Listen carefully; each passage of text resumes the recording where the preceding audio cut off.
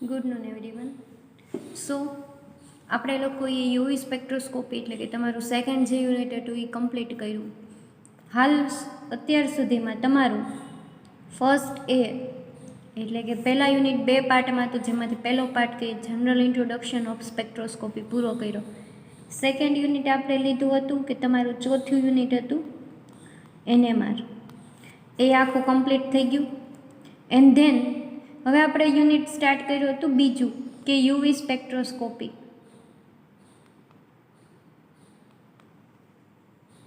એ છે આપણે લાસ્ટ લેક્ચરમાં પૂરું થઈ ગયું. હજી આપણે 1.5 યુનિટ જેટલું પોર્શન બાકી છે, જેમાં બાકી છે કે યુનિટ 1B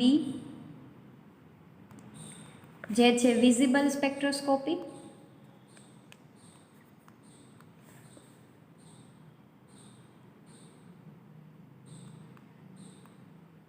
અને હજી તમારું એક 1 એન્ડ લાસ્ટ યુનિટ છે ત્રીજું, જે છે તમારું IR સ્પેક્ટ્રોસ્કોપી.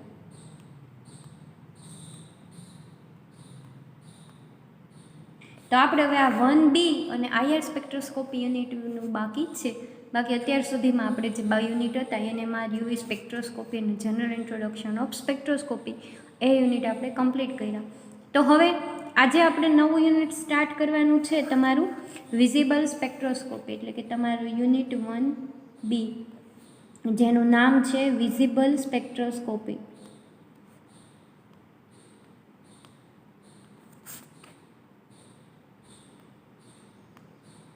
તો આપણે આ યુનિટ છે એ સ્ટાર્ટ કરશું અને પછી આપણું આ વિઝિબલ સ્પેક્ટ્રોસ્કોપી યુનિટ પૂરું થાય પછી આપણું એક જ યુનિટ બાકી રહેશે, જે છે IR સ્પેક્ટ્રોસ્કોપી. IR સ્પેક્ટ્રોસ્કોપી પણ ઇઝી યુનિટ છે અને વિઝિબલ પણ છે એ ઇઝી યુનિટમાં છે.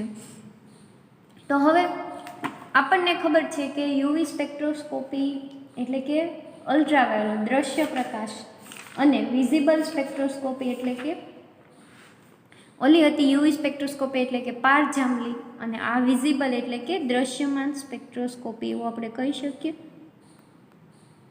અને ગુજરાતી થાય છે દ્રશ્યમાન સ્પેક્ટ્રોસ્કોપી.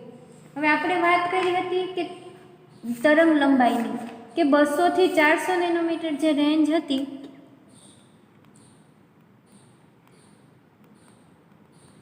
એ હતી યુવી સ્પેક્ટ્રોસ્કોપીની, એટલે કે પારજાંબલી કિરણોની.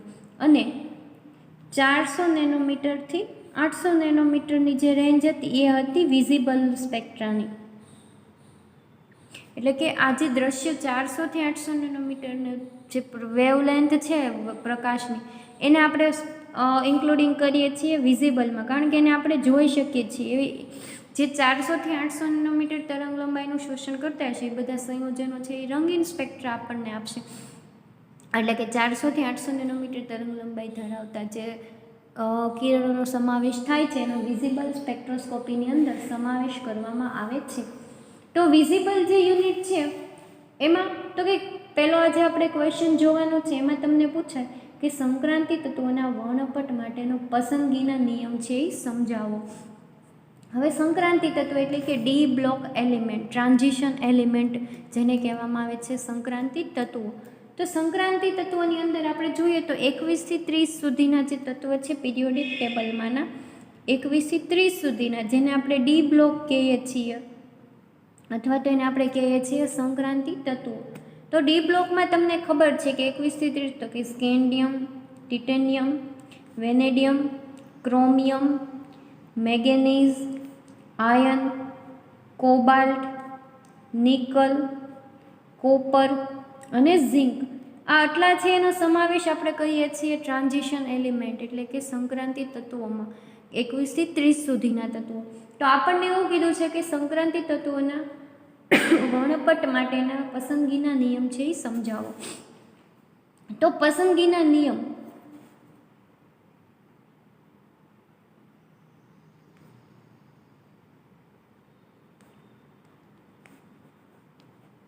પસંદગીના નિયમની અંદર સંક્રાંતિ તત્વોના વર્ણપટ માટે પસંદગીના 3 નિયમ આપવામાં આવ્યા છે. તો એમાં છે પહેલો કે સ્પિન પસંદગીનો નિયમ,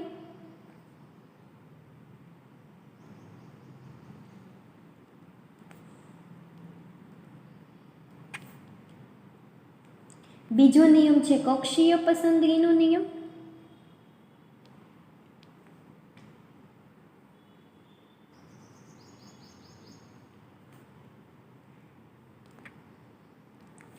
અને ત્રીજો નિયમ છે સમમિતિ પસંદગીનો નિયમ.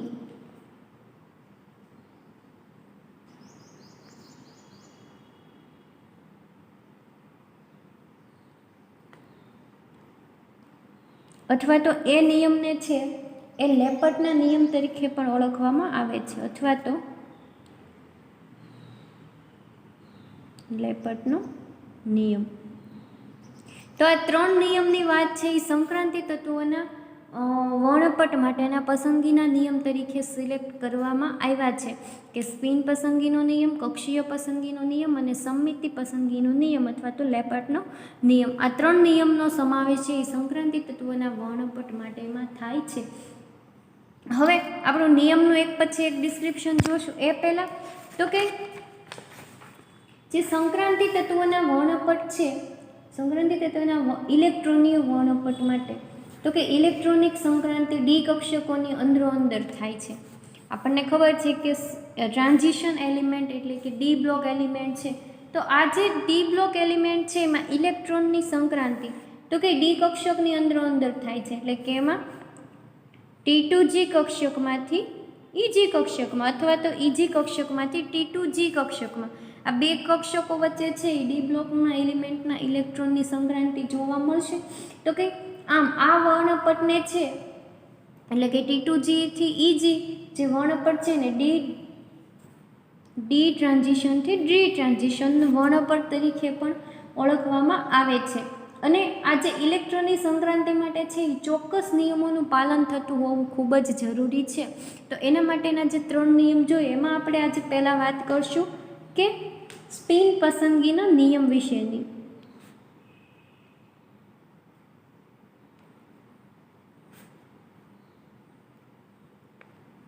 હવે સ્પિન પસંદગીનો જે નિયમ છે એમાં શું કહેવામાં આવે છે તો કે ઇલેક્ટ્રોનની સંક્રાંતિ થાય છે ત્યારે અણુની કુલ સ્પિન છે એ અચળ રહેવી જોઈએ.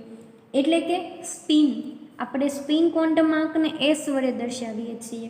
તો એની સ્પિન છે એ અચળ કોન્સ્ટન્ટ રહેવી જોઈએ. એટલે કે એની સ્પિન છે એ બદલાવી જોઈએ નહીં. માનો કે કોઈ કોન્સ્ટન્ટ તરીકે આપણે 0 સિલેક્ટ કર્યો તો એ જ્યારે ઇલેક્ટ્રોનની સંક્રાંતિ થાય ત્યારે અણુ જે આખો છે એની સ્પિન બદલાવી જોઈએ નહીં. તો કે સ્પિન ક્વોન્ટમ આંકને આપણે 0થી દર્શાવીએ છીએ એ આપણને ખબર છે. તો સ્પિન પસંદગીના નિયમમાં એવો પહેલો પોઈન્ટ કહેવામાં આવે છે કે જ્યારે ઇલેક્ટ્રોનની સંક્રાંતિ થાય છે ત્યારે અણુની કુલ સ્પિન, ઇલેક્ટ્રોનની સ્પિન તો બદલાશે કે ઇલેક્ટ્રોન T2Gમાંથી EGમાં જશે, પરંતુ જે આખો મોલેક્યુલ છે એની ટોટલ સ્પિન બદલાવી જોઈએ નહીં. સ્પિન પસંદગીના નિયમમાં પહેલો કોન્સેપ્ટ એ કહેવા માંગે છે કે જ્યારે ઇલેક્ટ્રોનની સંક્રાંતિ થાય ત્યારે અણુની કુલ સ્પિન અચળ રહેવી જોઈએ, એટલે કે બદલાવી જોઈએ નહીં. આથી સંક્રાંતિ પહેલાં જેટલા અયુગ્મિત ઇલેક્ટ્રોન હોય તેટલા જ અયુગ્મિત ઇલેક્ટ્રોન સંક્રાંતિ બાદ પણ હોવા જોઈએ. ઇટ મીન્સ કે માનો કે સંક્રાંતિ થઈ છે, જ્યારે ઇલેક્ટ્રોન ધરા સ્થિતિમાં હશે ત્યારે એની પાસે છે એ 5 ઇલેક્ટ્રોન છે અને જ્યારે એ સંક્રાંતિ કરી અને ઉત્તેજિત અવસ્થામાં જાય છે ઇલેક્ટ્રોન ત્યારે પણ એની પાસે છે એ 5 અયુગ્મિત ઇલેક્ટ્રોન જ રહેવા જોઈએ. એની સંખ્યામાં ફેરફાર થવો જોઈએ નહીં. તો જ આપણે એમ કહી શકીએ કે અણુની કુલ સ્પિન છે એ અચળ રહી. જો આ પ્રકારની સંક્રાંતિના નિયમ અનુસાર થતી હોય તો તે સ્પિન માન્ય સંક્રાંતિ અથવા તો સ્પિન અલાઉડ સંક્રાંતિ ટ્રાન્ઝિશન તરીકે પણ ઓળખવામાં આવે છે. આ પ્રમાણે એટલે કે ઇલેક્ટ્રોન આપણે એમ જોયું કે જે ઇલેક્ટ્રોનની સંક્રાંતિ થાય છે ત્યારે અણુની કુલ સ્પિન અચળ રહેવી જોઈએ, એટલે કે S બરાબર 0 રહેવી જોઈએ.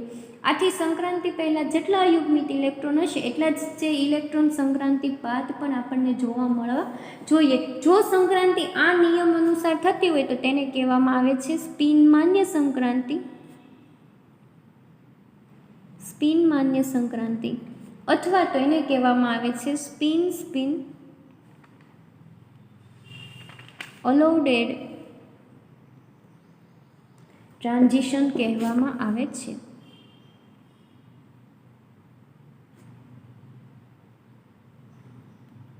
સ્પિન માન્ય સંક્રાંતિ અથવા તો સ્પિન અલાઉડેડ ટ્રાન્ઝિશન કહેવામાં આવે છે.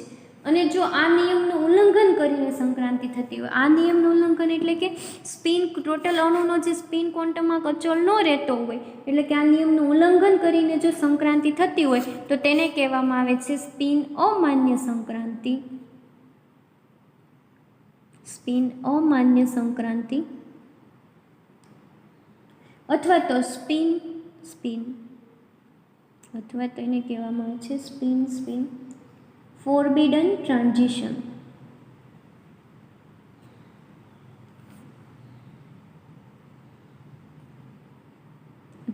સ્પિન અમાન્ય સંક્રાંતિ અથવા તો એને ઓળખવામાં આવે છે સ્પિન ફોરબિડન ટ્રાન્ઝિશન તરીકે ઓળખવામાં આવે છે. તો આ હતો તમારો સ્પિન પસંદગીનો નિયમ. સ્પિન પસંદગીના નિયમમાં ઇઝી કોન્સેપ્ટ છે, સાવ યાદ રહી જાય એવો છે. એના માટે તો કે જ્યારે ઇલેક્ટ્રોનની સંક્રાંતિ થાય છે ત્યારે અણુની કુલ સ્પિન અચળ રહેવી જોઈએ, એટલે કે S બરાબર 0 રહેવી જોઈએ. એટલે કે જ્યારે અણુ છે એ સંક્રાંતિ કરે છે, એટલે કે સંક્રાંતિ પહેલાં જેટલા અયુગ્મિત ઇલેક્ટ્રોન હોય એટલા જ અયુગ્મિત ઇલેક્ટ્રોન સંક્રાંતિ બાદ પણ રહેવા જોઈએ. જો આ નિયમનું પાલન કરી અને સંક્રાંતિ થતી હોય તો એને કહેવામાં આવે છે સ્પિન માન્ય સંક્રાંતિ અથવા તો સ્પિન અલાઉડેડ સંક્રાંતિ. અને જો આ નિયમનું ઉલ્લંઘન કરીને સંક્રાંતિ થતી હોય તો એને કહેવામાં આવે છે સ્પિન અમાન્ય સંક્રાંતિ અથવા તો સ્પિન ફોરબિડન સંક્રાંતિ તરીકે ઓળખવામાં આવે છે. તો આ વાત થઈ ગઈ સ્પિન પસંદગીના નિયમની. હવે સેકન્ડ નિયમ છે આપણી પાસે કે કક્ષીય પસંદગીનો નિયમ.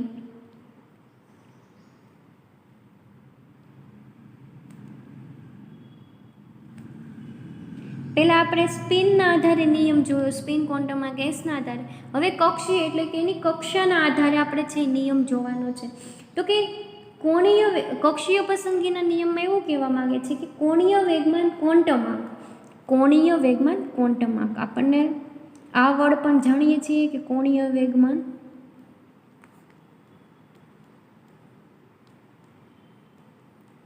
ક્વોન્ટમ આંક, જેને આપણે સ્મોલ એલની સંજ્ઞાથી દર્શાવીએ છીએ. આપણે કોણીય વેગમાન ક્વોન્ટમ આંકને સ્મોલ એલની સંજ્ઞાથી દર્શાવીએ છીએ. તો કે જે આ ક્વોન્ટમ આંક આપણને એનું મૂલ્ય હોય છે ±1 જેટલું.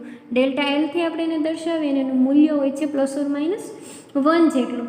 તો કે જ્યારે કક્ષીય પસંદગીના નિયમમાં એવું કહેવામાં આવે છે કે કોણીય વેગમાન ક્વોન્ટમ આંક એટલે કે એલની કિંમત ડેલ્ટા એલ બરાબર જો ±1 જેટલી હોય તો તેવા સંયોજનમાં છે આ નિયમનું પાલન થયું છે એમ કહેવાય છે. એટલે કે જે સંયોજનમાં કોણીય વેગમાન ક્વોન્ટમ આંકનું મૂલ્ય ડેલ્ટા એલ બરાબર ±1 જેટલું હશે એ સંયોજન છે એમ કહી શકીએ કે કક્ષીય પસંદગીના નિયમનું છે એ પાલન કરે જ છે.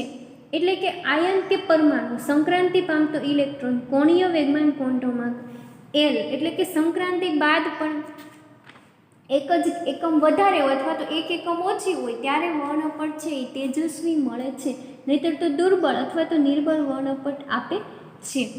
હવે કક્ષીય પસંદગીના નિયમનું પાલન થયું ક્યારે કહેવાય કે જ્યારે ઇલેક્ટ્રોન છે એ ટ્રાન્ઝિશન કરશે અને ટ્રાન્ઝિશન કર્યા પછી પાછું પોતે ઉત્તેજિત અવસ્થામાં જઈ અને ધરા સ્થિતિમાં પાછો આવે તેના કોણીય વેગમાન ક્વોન્ટમ આંકનું મૂલ્ય કાં તો +1 વધવું જોઈએ અથવા તો જ્યારે ધરા સ્થિતિમાં પાછો આવે છે ત્યારે -1 જેટલું ઘટવું જોઈએ. જો આવું થાય +1 અથવા તો ± ડિફરન્સમાં વધે અથવા તો ઘટે તો એના જે વર્ણપટ છે એ તેજસ્વી મળશે. અને જો આ +1 અથવા તો -1 કરતાં વધારે અથવા તો ઘટાડે ઇટ મીન્સ કે +2 અથવા તો -2 જેટલો તફાવત જણાવશે ત્યારે જે વર્ણપટ છે એ નિર્બળ મળે છે, આપણને તેજસ્વી મળતા નથી. એટલે કે વિઝિબલ સ્પેક્ટ્રાના લીધે આપણને તેજસ્વી શાઇનિંગ વર્ણપટ નહીં મળે પરંતુ નિર્બળ વર્ણપટ જોવા મળશે. તો આ સંજોગોમાં કહી શકીએ કે કક્ષીય પસંદગીના નિયમનું છે એ પાલન થશે નહીં. હવે આપણને ખબર છે કે 5D કક્ષક, જે ડી કક્ષકની અહીંયા ટ્રાન્ઝિશન એલિમેન્ટની વાત કરીએ છીએ તો એમાંની 5D કક્ષકમાં સમાન શક્તિ છે, ઉપરાંત એમાં એલનું મૂલ્ય છે એમાં આપણને મળે છે 2 જેટલું મળે છે. એટલે કે કોણીય વેગમાન ક્વોન્ટમ આંકનો મૂલ્યમાં તફાવત હોય છે 2 જેટલો. પછી તો એ છે આ નિયમનું પાલન કરે એવું આપણે કહી શકીએ ને, એટલે કે એના વર્ણપટ છે એ આપણને નિર્બળ જોવા મળે છે ને, તો કે 5D કક્ષકના.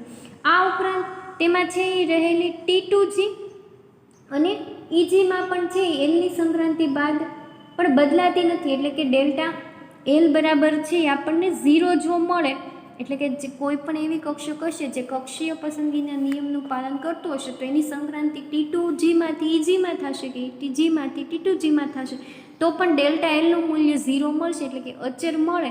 તો આનો મિનિંગ એવો થાય કે કક્ષીય પસંદગીના નિયમનું છે એ પાલન કરે છે. જો આમ જોઈએ તો તેમના આ નિયમનું પાલન થતું નથી તો તેમાં જે સંયોજનો આ ડેલ્ટા એલ બરાબર 0 અથવા તો ±1ના નિયમનું પાલન નહીં કરે તેમાં વર્ણપટ મળવો જોઈએ નહીં. પરંતુ ઘણા સંયોજનો એવા છે કે આ ફોર એક્ઝામ્પલ તરીકે આપણે 5D કક્ષક લઈ લઈએ તો એમાં એલની કિંમત 2 મળે છે.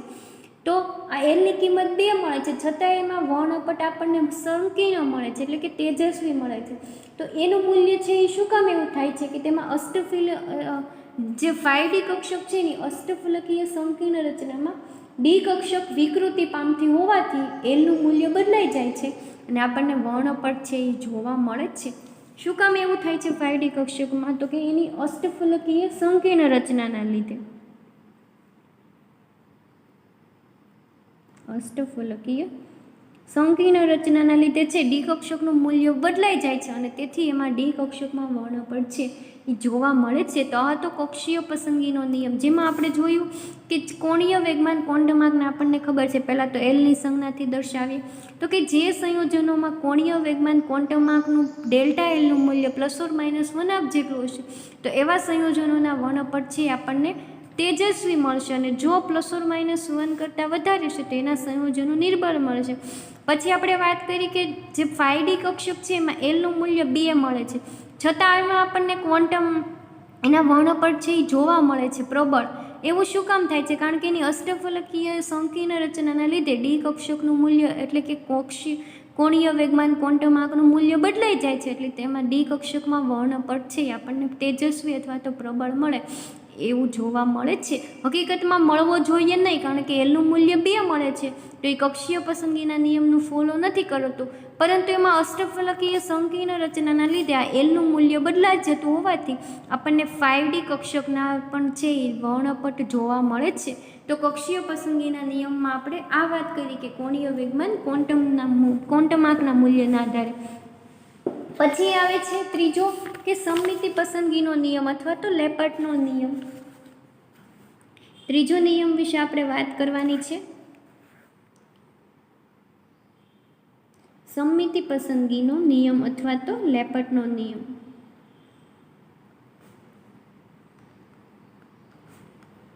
અથવા તો લેપર્ટનો નિયમ.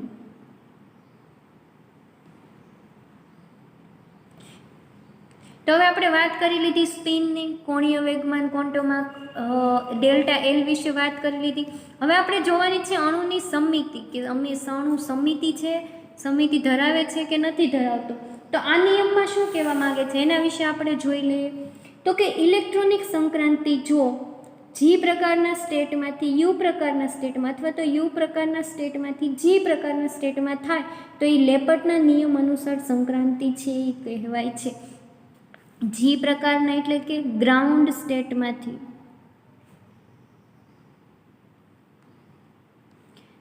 યુ પ્રકારના સ્ટેપમાં એટલે કે અપ ફિલ્ડમાં,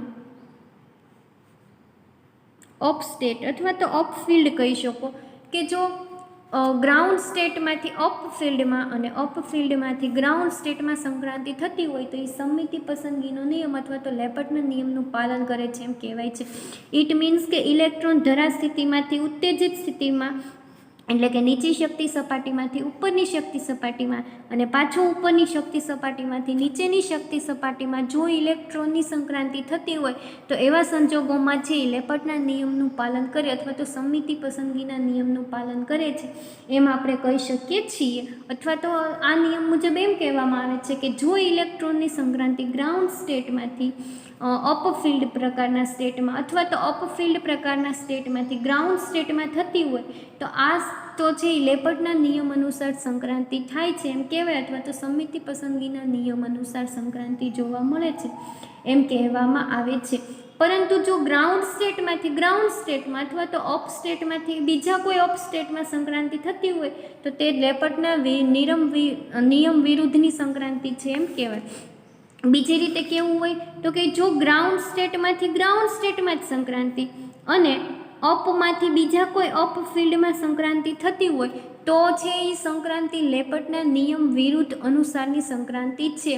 જ્યારે સંક્રાંતિ જીમાંથી યુ અને યુમાંથી જીમાં થતી હોય તો જે સંક્રાંતિ છે એ પસંદગીના નિયમ અનુસાર અથવા તો લેપટના નિયમ અનુસાર છે એ કહી શકીએ.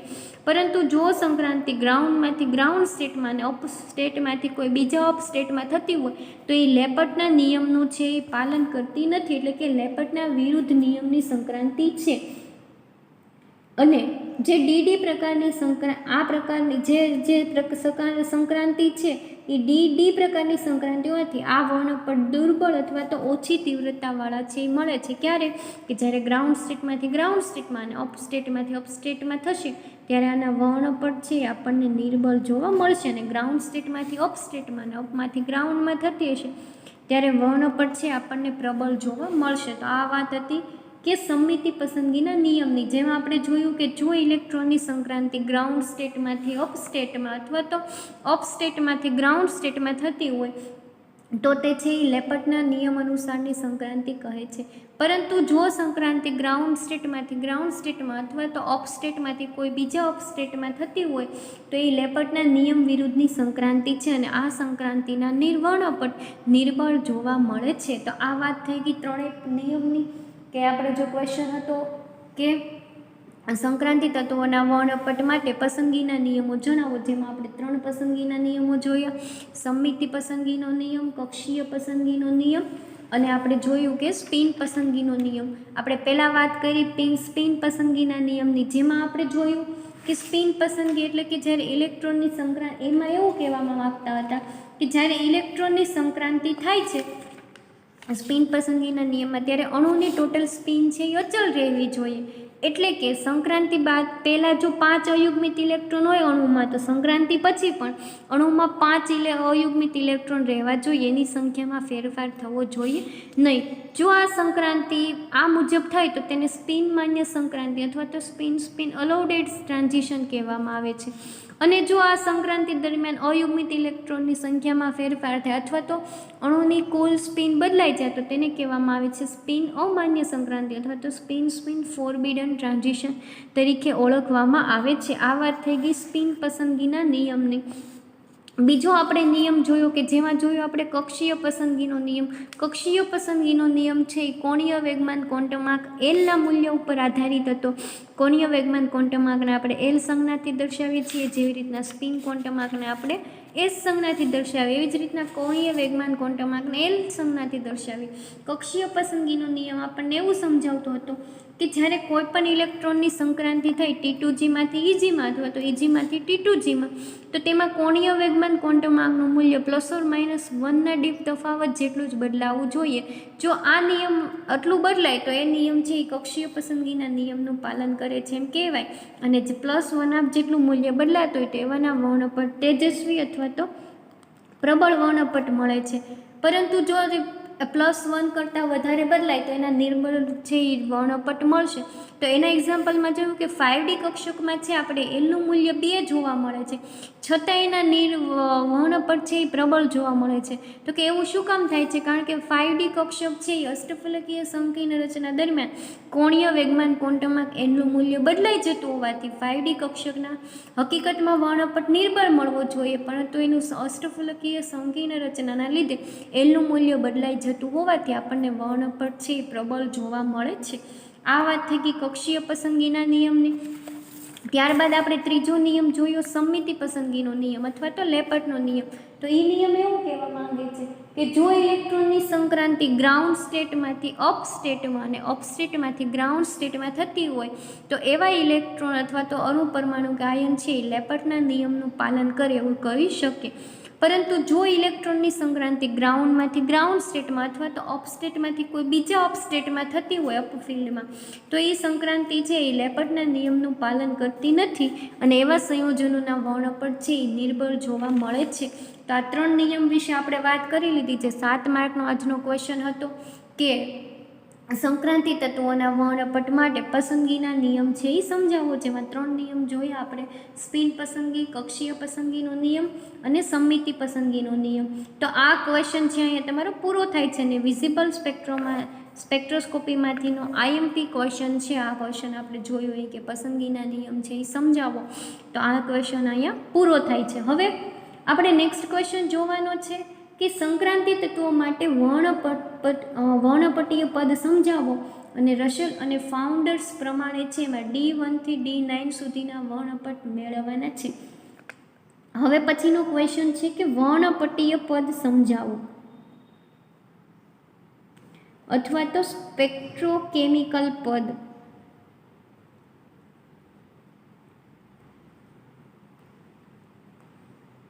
પદ છે એ સમજાવો. કોને કહેવાય વર્ણપટીય પદ અથવા તો કોને કહેવાય સ્પેક્ટ્રોકેમિકલ પદ સમજાવો. અને એ સમજાવી અને રસેલ અને સાઉન્ડર્સ નામના સાયન્ટિસ્ટે રસેલ એન્ડ સાઉન્ડર્સ નામના સાયન્ટિસ્ટના નિયમ પ્રમાણે D1 થી D9 સુધીના વર્ણપટીય પદ આપણે મેળવી અને સમજાવવાના છે. એટલે કે D1 થી શરૂ કરી અને જે સંક્રાંતિ તત્વોની D9ની ઇલેક્ટ્રોન રચના છે એના વર્ણપટીય પદ આપણને કેવા મળે છે એના વિશે આપણે સમજાવવાનું છે.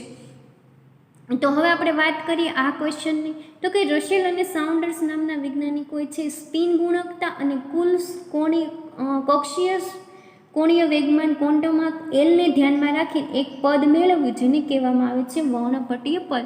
એટલે કે રસેલ અને સાઉન્ડર્સે કયા બે ફેક્ટરને આધારે રાખીને વર્ણપટીય પદ મેળવ્યા? તો કે કોણીય વેગમાન ક્વોન્ટમ એલ અને સ્પિન ક્વોન્ટમ એસને જે ધ્યાનમાં રાખી અને જે પદ મેળવ્યું એને કહેવામાં આવે છે વર્ણપટીય પદ અથવા તો સ્પેક્ટ્રોકેમિકલ પદ કહેવામાં આવે છે. ડેફિનેશન ફોર્મમાં લખવું હોય તો આપણે કહી શકીએ કે રસેલ અને સાઉન્ડર્સ નામના વૈજ્ઞાનિકે સ્પિન ગુણકતા ક્વોન્ટમ એલ અને કુલ કોણીય સ્પિન એસના આધારે જે ધ્યાનમાં રાખી અને જે પદ મેળવ્યું તેને કહેવામાં આવે વર્ણપટીય પદ અથવા તો સ્પેક્ટ્રોકેમિકલ પદ છે એ કહેવામાં આવે છે. હવે સ્પિન ગુણકતાનું મૂલ્ય અનુક્રમે 0, 1, 2, 3 વગેરે મળી શકે છે, જેને સિંગલેટ, ટ્રિપલેટ વગેરે કહી શકે. આ ઉપરાંત એલની કિંમત છે તેને અનુસાર SPDF વગેરે કક્ષકના આધારે મળી શકે છે.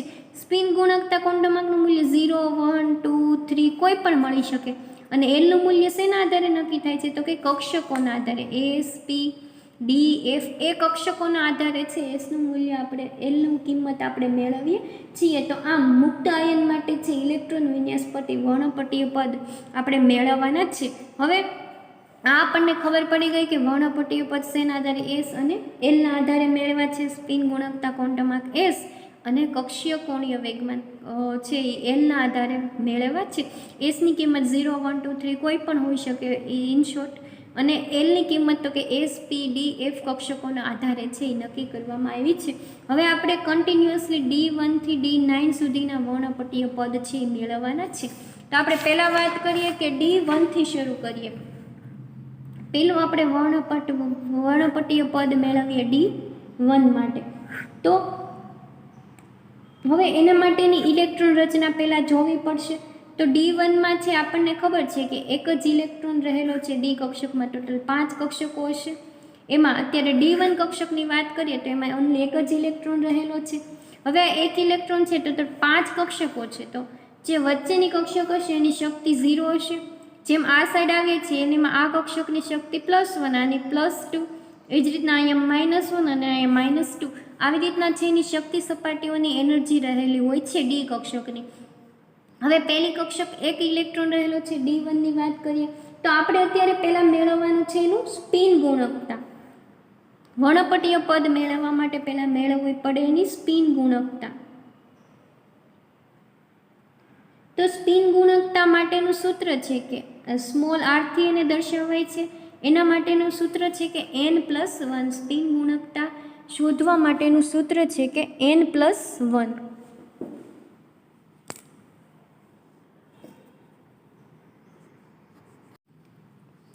n+1 છે એનું સૂત્ર.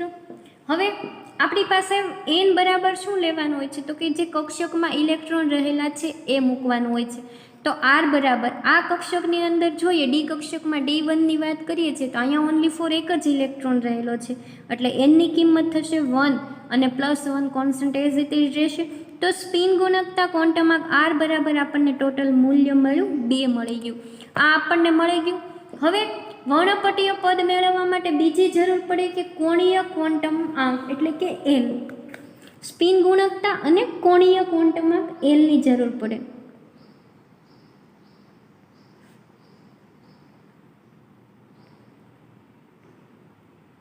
કોણીય ક્વોન્ટમાંક એલ.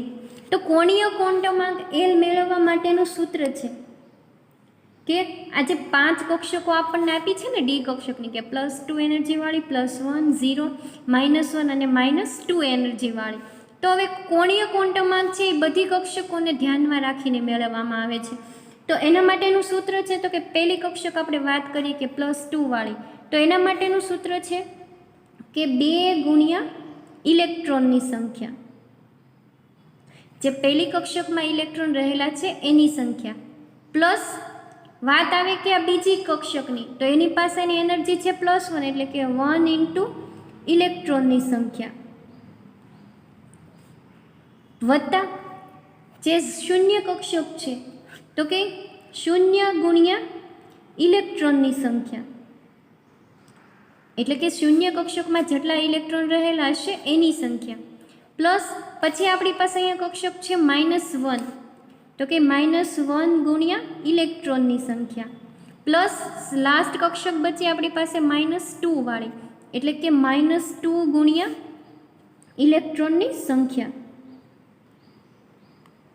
તો કે જે આ 5 શક્તિ સપાટીઓ છે એમાં જેટલા ઇલેક્ટ્રોન રહેલા હોય આને ગુણ્યા આ કરવાનું, આને ગુણ્યા અને ટોટલ એનો સરવાળો કરીએ આપણને એટલે મળે ટોટલ કોણીય વેગમાન ક્વોન્ટમ આંકનું મૂલ્ય. હવે આપણી પાસે આ સૂત્ર મળી ગયું.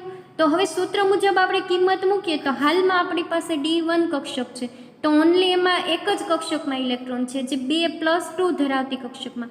તો અહીંયા આપણે સૂત્ર મુજબ આવશે કે L ગુણ્યા 2 * ઇલેક્ટ્રોનની સંખ્યા. તો અહીંયા આપણે કિંમત મૂકીએ આ સૂત્ર મુજબ તો કે L બરાબર 2 તો કિંમત એઝ ઇટ ઇઝ રહેશે કારણ કે એની શક્તિ સપાટીની કિંમત છે 1, ઇલેક્ટ્રોનની સંખ્યા છે એમાં 1, પ્લસ આપણે એવું કીધું કે 1 ગુણ્યા ઇલેક્ટ્રોનની સંખ્યા, તો 1 જે કક્ષક છે એમાં એક પણ ઇલેક્ટ્રોન નથી એટલે 0 આવશે, પ્લસ 0 જે કક્ષક શક્તિ સપાટી છે એમાં પણ એક પણ ઇલેક્ટ્રોન નથી તો અહીંયા આવશે 0 ગુણ્યા 0, પ્લસ જે -1 વાળી કક્ષક છે એમાં પણ ઇલેક્ટ્રોન નથી તો કે -1 ગુણ્યા 0, પ્લસ -2 વાળી કક્ષક તો કે એમાં પણ ઇલેક્ટ્રોન નથી તો કે -2 ગુણ્યા 0.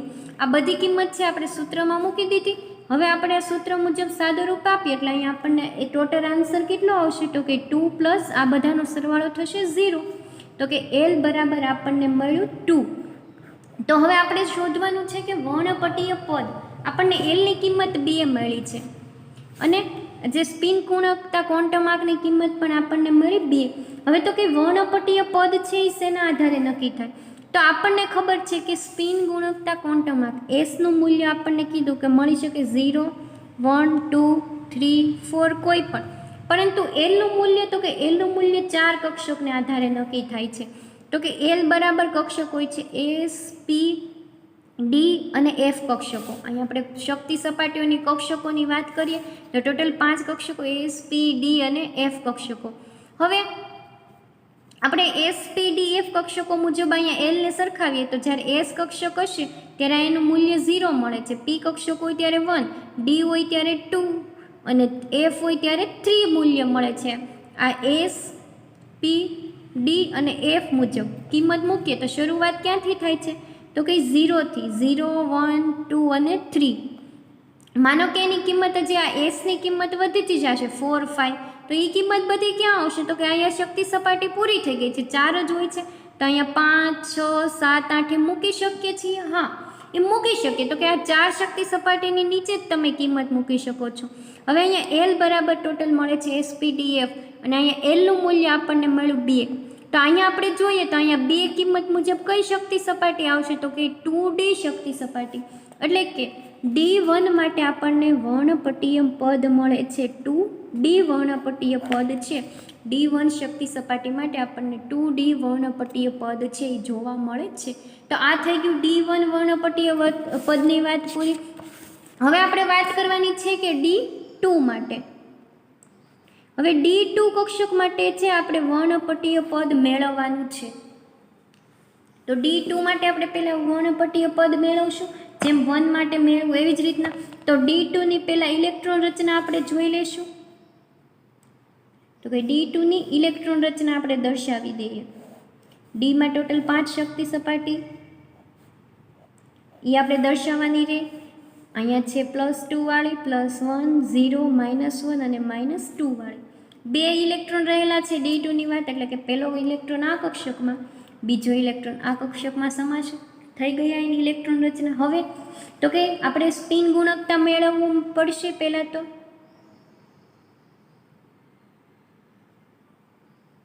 બધામાં સેમ જ કોન્સેપ્ટ આવશે, સેમ જ ઇક્વેશન, પરંતુ અહીંયા ઇલેક્ટ્રોનની સંખ્યા છે એ બદલાતી જશે.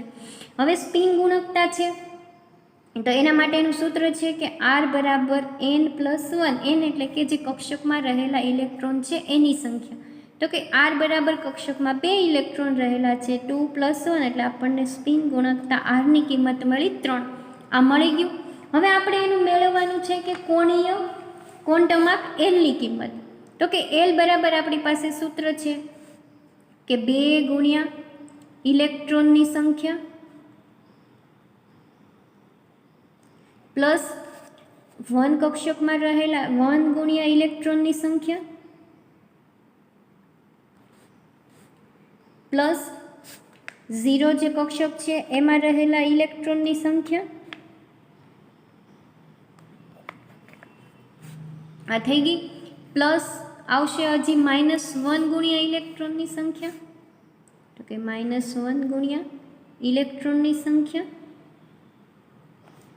અને વત્તા -2 ગુણ્યા ઇલેક્ટ્રોનની સંખ્યા. તો આ સૂત્ર આપણને મળી ગયું. સૂત્ર તો બધા માટે કોમન જ રહેશે. હવે L બરાબર આ સૂત્રમાં કિંમત મૂકીએ તો જે +2 છે અહીંયા એમાં 1 ઇલેક્ટ્રોન છે, એટલે આ સૂત્ર મુજબ 2 ગુણ્યા, તો કે 2 ગુણ્યા 1 ઇલેક્ટ્રોન રહેલો છે, વત્તા બીજી કક્ષકમાં 1 ઇલેક્ટ્રોન અહીંયા છે, એટલે કે 1 ગુણ્યા ઇલેક્ટ્રોનની સંખ્યા, તો અહીંયા થશે 1 ગુણ્યા 1 પ્લસ 0 -1 કે -2, એક પણ કક્ષકમાં ઇલેક્ટ્રોન નથી, એટલે કે આ બધી કક્ષકોની કિંમત આપણને કેટલી મળશે? 0 મળી જશે. એ ખબર પડી ગઈ. હવે આને સાદું રૂપ આપે એટલે કે અહીંયા 2 + 1, 2 ગુણ્યા 2 એટલે કે 2 અને 1 × 1 એટલે કે 1. તો આપણને ટોટલ અહીંયા L ની કિંમત મળી 3. આપણને સ્પિન ગુણકતા ક્વોન્ટમ આંકની કિંમત પણ મળી 3 અને L ની કિંમત પણ આપણને અહીંયા લાસ્ટમાં મળી 3. હવે વર્ણપટીય પદ મુજબ જોઈએ તો L ની કિંમત તો આપણને S, P, D અને F મુજબ નક્કી થશે.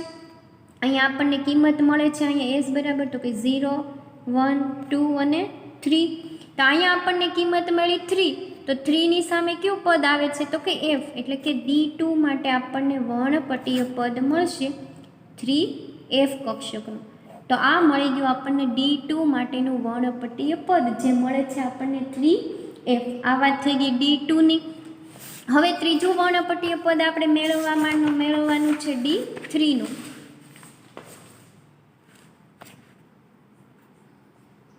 હવે મેળવવાનું છે D3 માટે.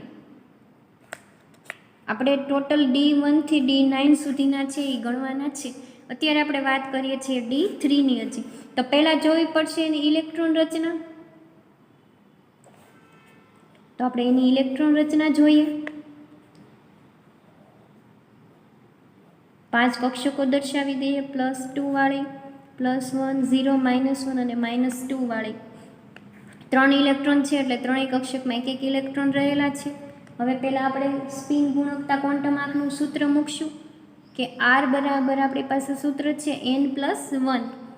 R ની કિંમત અહીંયા ટોટલ મળશે આપણને કે n બરાબર 3 ઇલેક્ટ્રોન +1, એટલે કે R બરાબર આપણને કિંમત મળી ટોટલ 4. હવે આપણે મેળવવાની રહેશે L ની કિંમત. તો L બરાબર આપણી પાસે સૂત્ર છે કે 2 ગુણ્યા ઇલેક્ટ્રોનની સંખ્યા પ્લસ 1 ગુણ્યા ઇલેક્ટ્રોનની સંખ્યા વત્તા 0 ગુણ્યા ઇલેક્ટ્રોનની સંખ્યા પ્લસ માઇનસ 1 ગુણ્યા ઇલેક્ટ્રોનની સંખ્યા પ્લસ માઇનસ 2 ગુણ્યા ઇલેક્ટ્રોનની સંખ્યા. બધી શક્તિ સપાટીઓમાં રહેલા ઇલેક્ટ્રોનની સંખ્યાની ગુણાકાર આપણે કરવાનો રહે. તો અહીંયા એલ બરાબર આપણે જોઈએ તો પહેલી કક્ષકમાં એક ઇલેક્ટ્રોન રહેલો છે એટલે કે 2 ગુણ્યા 1 પ્લસ બીજી કક્ષકમાં છે કે 1 × 1 થશે, એક ઇલેક્ટ્રોન છે એટલે ત્રીજી કક્ષક 0 જે શક્તિ સપાટીવાળી છે એમાં થશે 0 ગુણ્યા 1. બાકીની બે કક્ષકમાં ઇલેક્ટ્રોન નથી એટલે કે -1 ગુણ્યા 0 પ્લસ -2 ગુણ્યા 0. આ ત્રણેયની કિંમત થશે 0 ગુણ્યા 1 એટલે 0, -1 ગુણ્યા 0, -2 ગુણ્યા 0 એટલે 0 કિંમત મળશે આપણને. તો એલ બરાબર અહીંયા મળશે 2 પ્લસ 1 × 1 થશે અને પ્લસ અહીંયા બધી કિંમત થઈ જશે 0. તો અહીંયા આપણને એલ બરાબર કિંમત મળે છે 3 મળી. ફરીવાર આપણને D3 માટે કિંમત મળી 3.